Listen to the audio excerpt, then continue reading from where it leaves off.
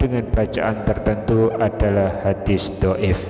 Artinya tidak ada anjuran untuk mengkhususkan salat duha dengan bacaan tertentu.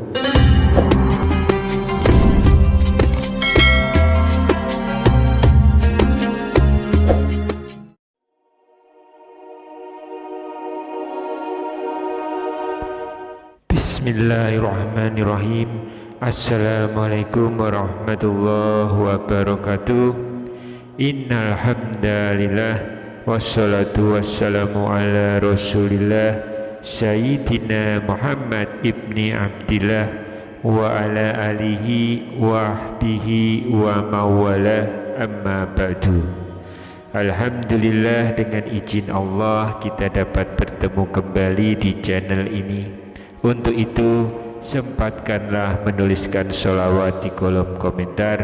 Insya Allah menjadi bukti cinta kita kepada Rasulullah Sallallahu Alaihi Wasallam.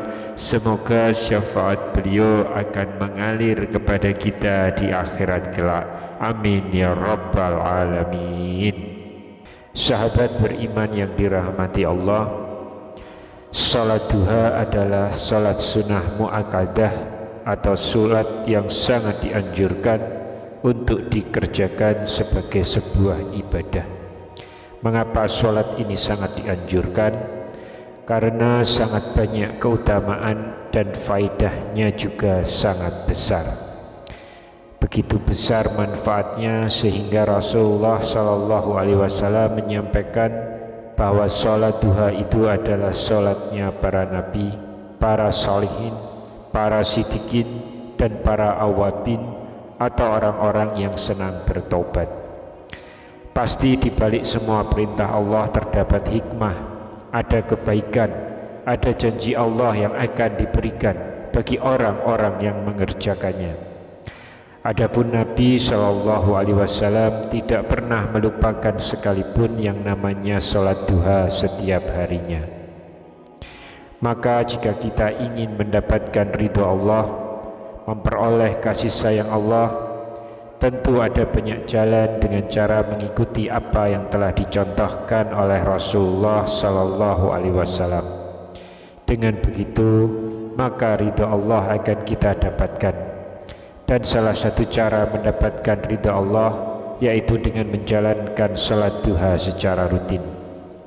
Meskipun sholat ini hanya tergolong sunnah, namun berkat kepatuhan kita kepada Allah, insya Allah akan membalas kebaikan kita dengan lebih daripada orang-orang yang tidak menjalankan sholat duha.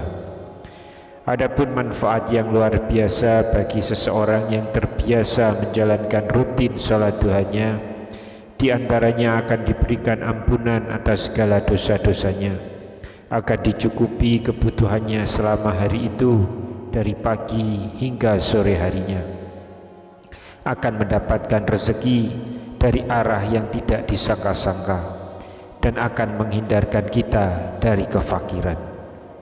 Salat duha juga bermanfaat sebagai pengganti sedekah dari seluruh sendi-sendi dan tulang di tubuh kita yang sebanyak 360 sendi yang juga butuh untuk diberikan sedekahnya. Silahkan tonton video ini hingga selesai supaya semua informasi yang kami sampaikan bisa diterima secara lengkap, supaya tidak gagal faham, insya Allah. Sahabat beriman yang dirahmati Allah, adapun sholat duha, jika Anda mengerjakannya 2 rakaat maka itu sudah baik. Namun akan lebih baik lagi jika kita tahu bacaan apa yang dibaca setelah rakaat pertama setelah kita membaca Al-Fatihah. Kemudian di rakaat kedua surat apa yang harus kita baca setelah membaca Al-Fatihah. Mengenai hal ini, maka sebagai muslim kita harus mencari rujukan yang terbaik, dan cara yang terbaik adalah dengan mengikuti petunjuk dari Rasulullah Sallallahu Alaihi Wasallam melalui hadis-hadis yang sesuai dengan kaidah Islam. Ada kaidah berdasarkan riwayat oleh Anas bin Malik radhiyallahu anhu dengan hadis yang bernilai marfu', Apabila Anda mengerjakan salat duha 2 rakaat, maka masing-masing sesudah kita membaca surat Al-Fatihah di rakaat pertama, dilanjutkan dengan membaca ayat kursi sebanyak 10 kali. Kemudian pada rakaat kedua, setelah membaca surat Al-Fatihah, dilanjutkan dengan membaca surat Al-Ikhlas sebanyak 10 kali juga. Hal ini didasarkan pada riwayat Sayyidina Anas bin Malik radhiyallahu anhu bahwa Rasulullah sallallahu alaihi wasallam bersabda, barang siapa yang melaksanakan salat duha membaca pada rakaat pertama surat Al-Fatihah dan ayat kursi 10 kali, serta pada rakaat kedua sesudah Al-Fatihah membaca surat Al-Ikhlas 10 kali, maka ia akan mendapatkan keridhaan yang terbesar dari Allah Subhanahu wa taala. Kemudian ada juga sebuah hadis yang menganjurkan untuk membaca surat Asy-Syams pada rakaat pertama dan membaca surat Ad-Duha pada rakaat kedua. Hadis tersebut berbunyi, salatlah 2 rakaat duha dengan membaca 2 surat duha, yaitu surat Wasyamsi Wadduhaha dan surat Ad-Duha. Dalam riwayat lain terdapat tambahan, barang siapa yang mengamalkannya, maka dia diampuni. Hadis tersebut diriwayatkan oleh Ar-Ruyani dan Ad-Dailami. Hadis ini juga disebutkan oleh Al-Hafiz Ibnu Hajar dalam Fathul Bari Syarh Sahih Bukhari. Namun berdasarkan penjelasan dari Syekh Al-Albani bahwa hadis tersebut adalah palsu.